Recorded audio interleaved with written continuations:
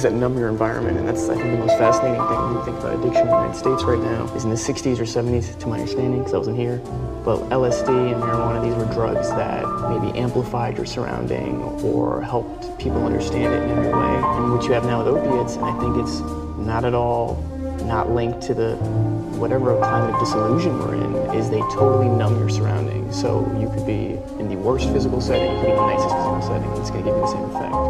And I know I'm not only speaking from my experience, I can imagine you guys too know people that have been seriously affected by addiction, and there's still like a moral failing around it. And weirdly, I feel like with my people, with people my age, there could be like a glorification of it too, and kind of like a martyrdom, like, yeah, I'm destroying myself. It's my right. And that's really sad. And I feel a real responsibility, not in a fake way or in a facetious way, but that, not to be like inspiring, but to point some way forward.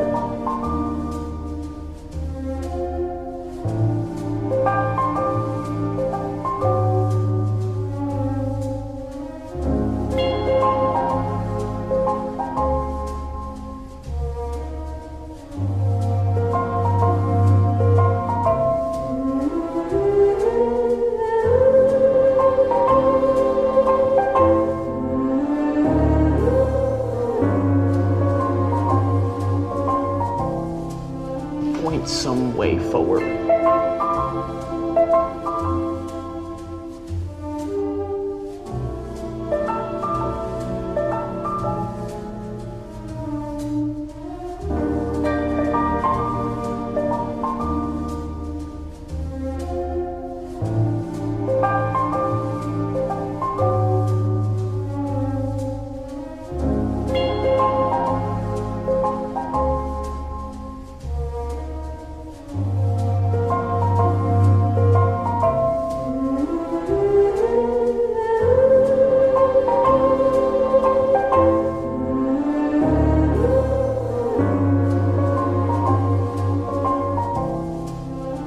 Some way forward.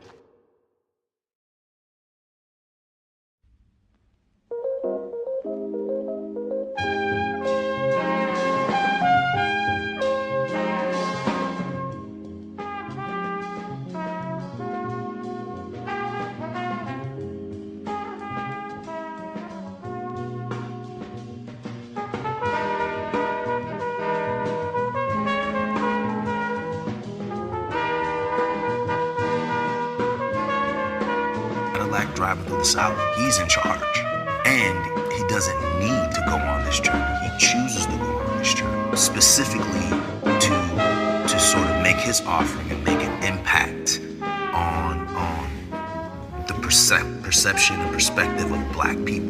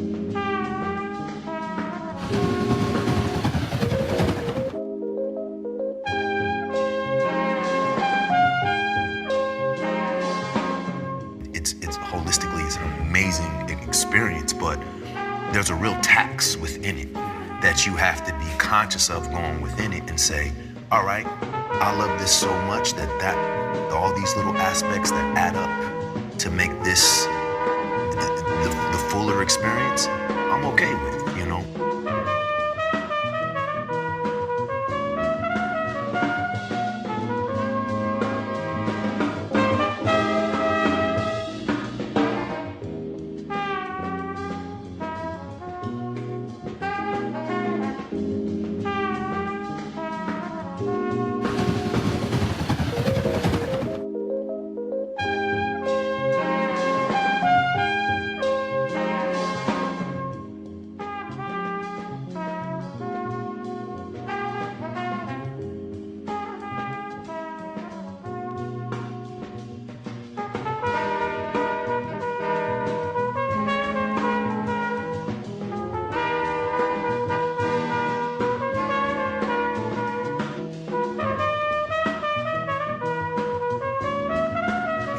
demystify it a bit so that it's a little bit clearer as to like the work that goes into building these characters and telling these stories and how hard it is to actually do that well, you know, or to have something that people actually want to go see and walk out the theater and say like, wow, that was a great experience.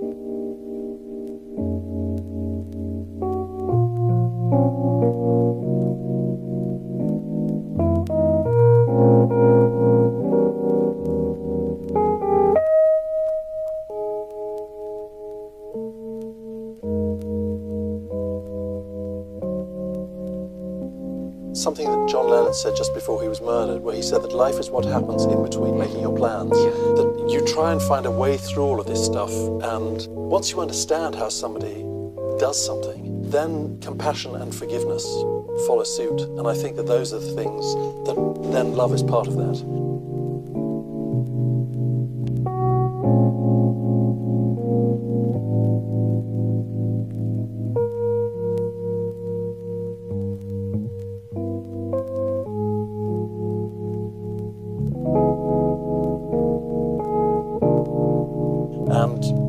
Of that is phenomenal. You know, in a world where you think, well, the majority of people, oh, there's all this evil, there's all this stuff going on, the majority of us get along with each other for good or bad. And I think that's, you know, that's always inspiring. And certainly that film has made us look at the people that you think are marginalized and shouldn't have any focus put on them. And it does. And in the middle of that, you find that there's this bizarre platonic love story.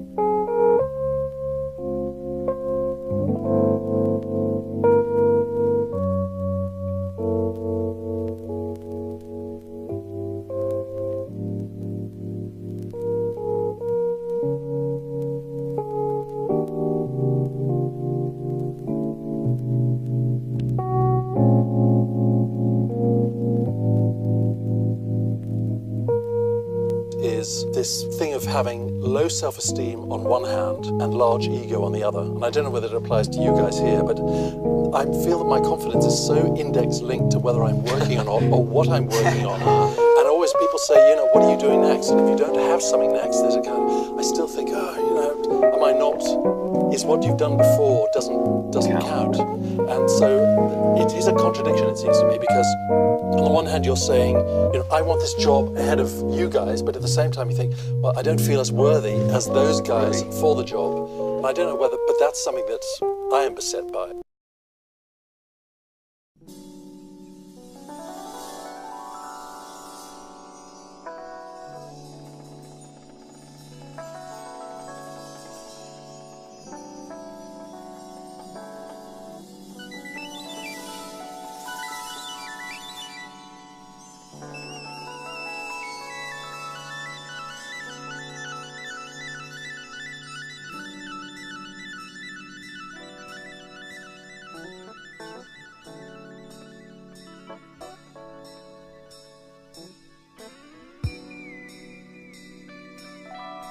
If you hang around people who act like you are who you are, then you'll forget who you are.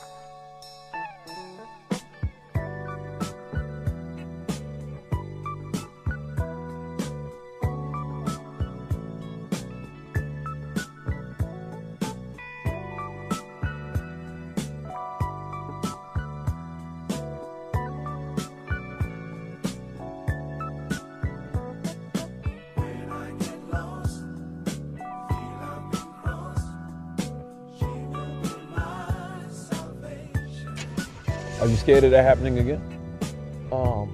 You having a breakdown or breakthrough? Nah.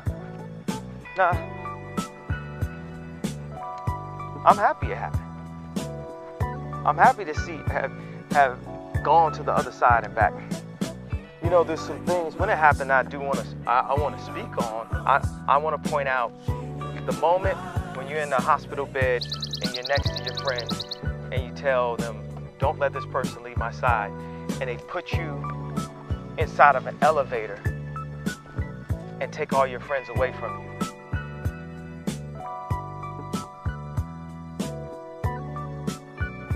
That was the scariest moment of my life.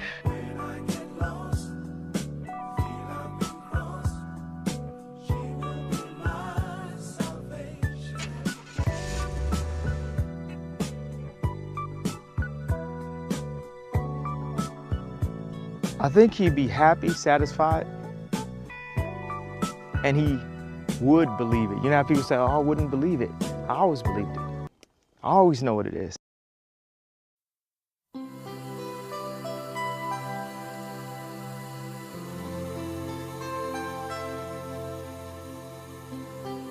People feel as though you have to have something wrong with you in order to make that. People want to believe that. That's the thing. I see that all the time where they're just like, what do you do? What kind of camera do you use? What do you record on? What is it? What do you make beats on? What's different from you? What's the reason I can't do what you do? And the reason is you just don't want to do it. That boy took my love away. Oh, you regret someday. This boy wants you back again.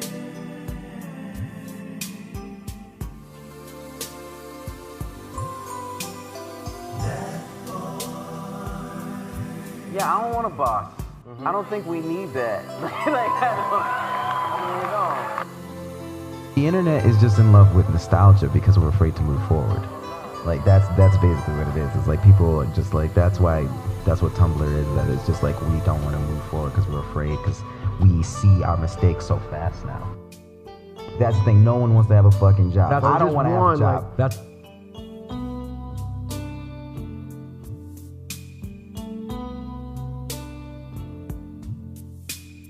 That boy took my love away.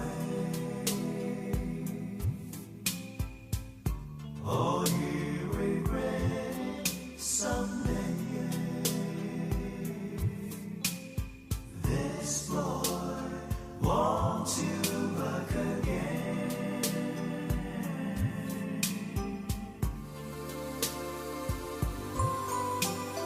That boy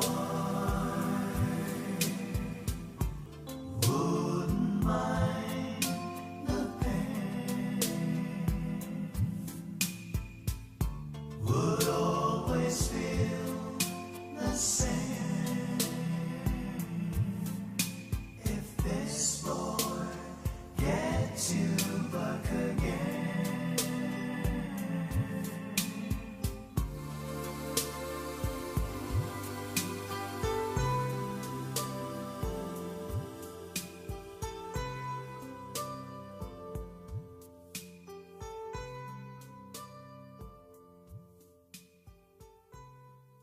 So you have that responsibility to keep that going and understand why you're doing it, because of joy.